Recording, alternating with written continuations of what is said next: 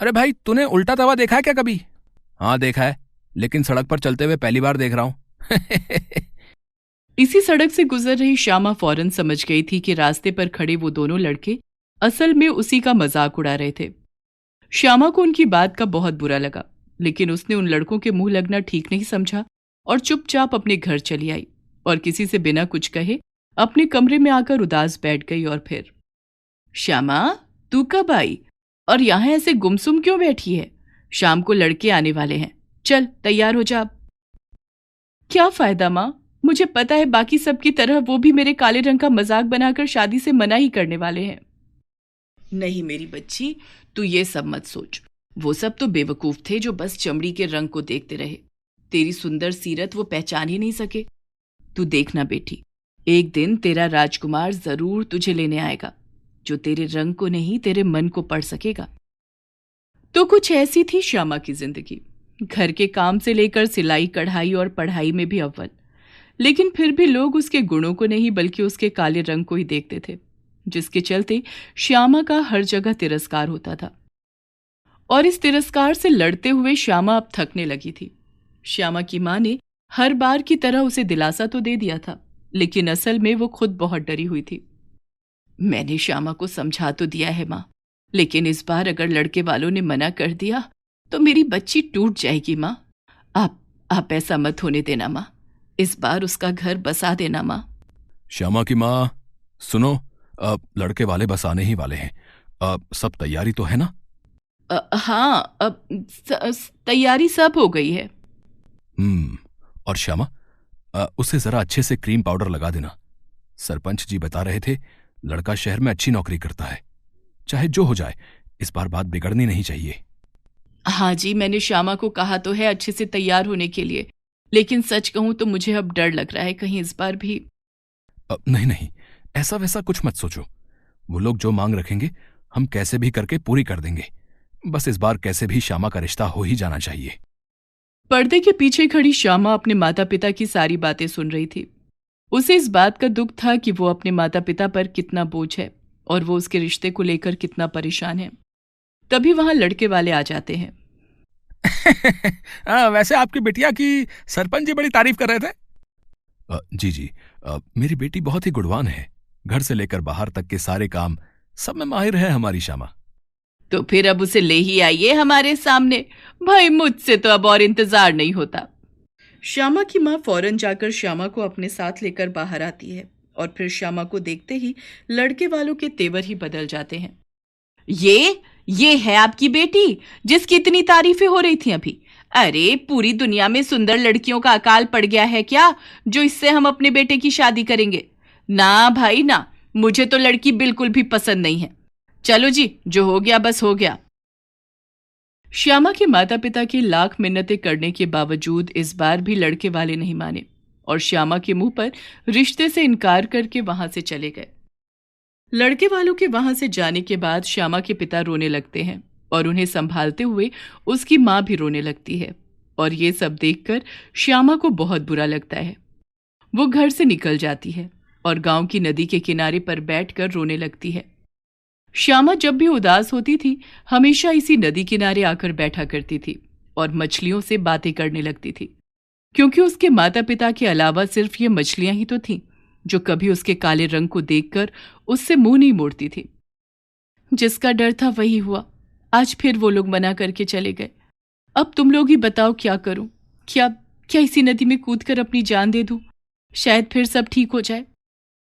श्यामा हालात से हार मान चुकी थी, लेकिन इससे पहले कि वो सब कुछ खत्म कर पाती, उससे पहले ही पानी में से एक मछली उछलती कूदती हुई बाहर आई। श्यामा ने देखा कि वो मछली अपने साथ एक छोटी सी मूर्ति को धकेल कर किनारे पर ले आई है और जैसे ही श्यामा ने उस मूर्ति को अपने हाथों में उठाया तो वो मछली वापस पानी में चली गई। असल में वो मूर्ति मां काली की थी, जिसे देखकर श्यामा मोहित हो जाती है। मां काली की मूर्ति से एक अलग ही तेज निकल रहा था। मां, आप भी तो काली हो, लेकिन आपकी तो दुनिया पूजा करती है, तो भला मुझे ये तिरस्कार क्यों? श्यामा काफी देर तक मां काली की मूर्ति को हाथों में लेकर रोती रही, लेकिन फिर उसने खुदकुशी का ख्याल छोड़ दिया, क्योंकि अचानक ही उसमें हालात से लड़ने की हिम्मत सी आ गई थी। श्यामा ने माँ काली की उस मूर्ति को अपने दुपट्टे में लपेटा और फिर अपने घर आ गई।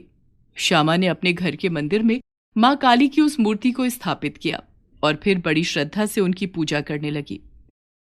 ऐसा करते हुए श्यामा को बड़ी शांति महसूस हो रही थी। दिन गुजरते गए और हर बीतते दिन के साथ माँ काली के प्रति श्यामा के मन में श्रद्धा बढ़ती ही रही। अरे ओ, जरा इस कल्लू को तो देख, चेहरा कैसा चमक रहा है इसका। हाँ, अब पहली बार अच्छी लग रही है, पर ऐसा क्या किया इसने? रंग तो अब भी काला ही है, लेकिन फिर भी अच्छी लग रही है। श्यामा रोज सुबह शाम माँ काली की पूजा पूरे विधि विधान से करती थी। ऐसा करने से उसे बहुत अच्छा महसूस होता था। और फिर जब वो रात को सोती तो माँ काली की उसी मूर्ति से एक दिव्य प्रकाश श्यामा के पूरे शरीर को प्रकाशित करता। उस प्रकाश से श्यामा के चेहरे पर एक आकर्षण पैदा हो रहा था, जो सभी को उसकी तरफ आकर्षित करने लगा था।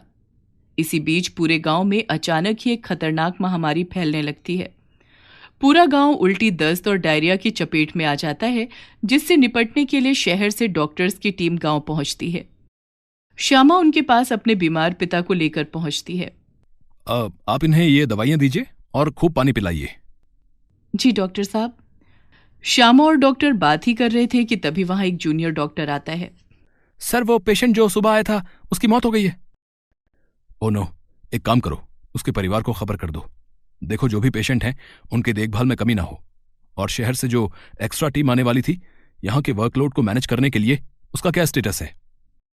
सर, एक्स्ट्रा टीम के लिए मना कर दिया गया है, यहां हमें ही मैनेज करना होगा। तो दिन रात काम करो, लेकिन किसी भी पेशेंट के साथ कोई लापरवाही नहीं होनी चाहिए। ये थे डॉक्टर अंकित, जो फिलहाल अपने पेशेंट की लगातार खराब हो रही सेहत को लेकर काफी चिंतित थे। लेकिन वो नहीं जानते थे कि उनकी प्रॉब्लम का सलूशन उनके ठीक सामने ही खड़ा है। डॉक्टर साहब, आपसे एक बात कहूं? हाँ, बोलो। सर, अगर आप इजाजत दें तो मैं भी आप लोगों के साथ काम करना चाहती हूँ। मेरा हमेशा से सपना था कि मैं एक डॉक्टर बनूं, पर ऐसा हो नहीं पाया। और अब जब हमारे गांव में मुसीबत आई है, तो इससे निपटने में मैं भी आपका साथ देना चाहती हूँ। ये तो बहुत अच्छी बात है श्यामा। तुम चाहो तो अपनी कुछ सहेलियों या दूसरे लोगों को भी यहां लेकर आ सकती हो। हमारी बड़ी मदद हो जाएगी। अब सब कुछ कैसे संभालना है और क्या काम करना है, इसकी तुम्हें ट्रेनिंग दी जाएगी यहां। अब श्यामा को नया मकसद मिल चुका था। वो अपने साथ अपनी कुछ सहेलियों को भी मनाकर उस हेल्थ कैंप में ले आई, जहां वो दिन रात बीमार लोगों की देखरेख करने लगी। सबकी कोशिशें आखिरकार काम आई और जल्द ही गांव वाले पूरी तरह से स्वस्थ होने लगे और वो स्पेशल टीम वापस शहर लौटने लगी। श्यामा, कल हम लोग वापस जा रहे हैं। क्या एक बार भी तुम मुझे अपने घर नहीं लेकर चलोगी? अब क्यों नहीं सर? अब वैसे हम ज्यादा अमीर तो नहीं है, लेकिन हैसियत इंसान के पैसों से नहीं, कर्मों से होती है। तुमने इस वक्त अपने गांव वालों और हमारे लिए जो किया है, असल में वो कोई करोड़पति भी नहीं कर पाता। इसके बाद श्यामा डॉक्टर अंकित के साथ साथ बाकी की टीम को भी अपने घर लेकर जाती है, जहां श्यामा सभी की बहुत खातिरदारी करती है। तभी फिर डॉक्टर अंकित श्यामा के पिता से, आपकी बेटी सच में बहुत मेहनती और समझदार है। वैसे श्यामा ने बताया था कि वो हमेशा से डॉक्टर बनना चाहती थी, तो फिर? बेटा, हमारी इतनी हैसियत कहाँ, और बेटी सयानी भी तो हो गई है। अब तो बस कैसे भी इसका घर बस जाए, उसके बाद जो इसका परिवार चाहे इसे कराए। और उसका होने वाला परिवार चाहे कि ये जरूर एक डॉक्टर बने, तो तब तो आप लोगों को कोई एतराज नहीं ना? मैं आपकी बात समझा नहीं डॉक्टर साहब। मैं आपकी बेटी से शादी करना चाहता हूं और इसे डॉक्टर भी बनाना चाहता हूं, लेकिन अगर आपकी इजाजत हो तो। डॉक्टर अंकित की बात सुनकर श्यामा के माता पिता की आंखों से खुशी के आंसू बहने लगते हैं। उधर किचन में खड़ी श्यामा भी सारी बातें सुन रही थी। उसके चेहरे पर मुस्कान और आंखों में चमक थी। वो फौरन माँ काली की मूर्ति के सामने जाती है और, माँ, धन्य हो माँ। मुझे उम्मीद नहीं थी कि आप मेरी खाली झोली इस तरह से भर दोगी। मैं कहती थी ना तुझसे कि एक दिन तेरा राजकुमार जरूर आएगा तुझे लेने। देख तो जरा आकर एक बार, तेरी मर्जी जरूर पूछ ली जाए। श्यामा ने मुस्कुराकर अपनी माँ की तरफ देखा। उसकी आंखों की चमक और चेहरे की खुशी उसके मन की बात साफ साफ बता रही थी। माँ काली की कृपा से अब श्यामा को सब कुछ मिलने जा रहा था, एक अच्छा जीवन साथी भी। और आत्मविश्वास से भरा नया जीवन भी।